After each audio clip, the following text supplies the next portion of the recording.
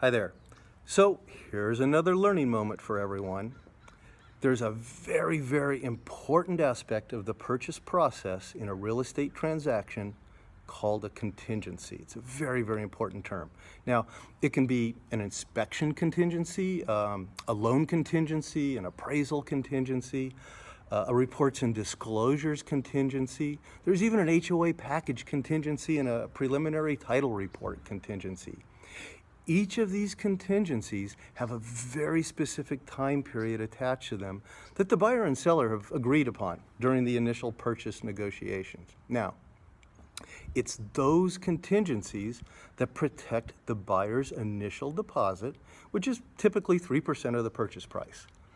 Should the buyer find unacceptable any of the findings or information disclosed or discovered during those contingency periods, the buyer has the absolute right and ability to cancel escrow without putting their deposit in jeopardy.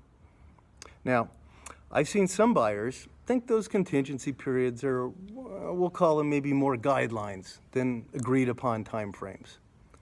Let me be the first to tell you that they aren't.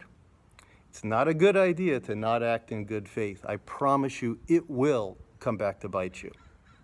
Now, should you go beyond any of your agreed upon time periods for these contingencies, you will be served what's called a notice to perform to remove that contingency.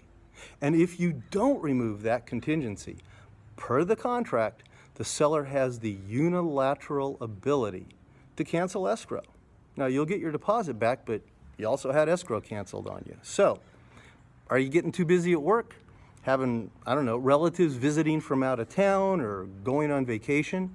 Those are all totally unacceptable excuses, by the way. I've heard them all for not adhering to your agreed upon contingency periods.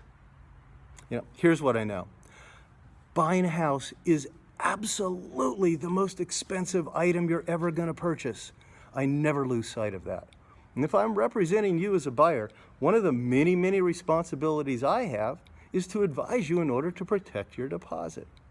So rest assured, I will be on you each step of the way to make sure you keep within your agreed upon timeframes. No one's ever lost their deposit yet on my watch, and I plan on keeping it that way.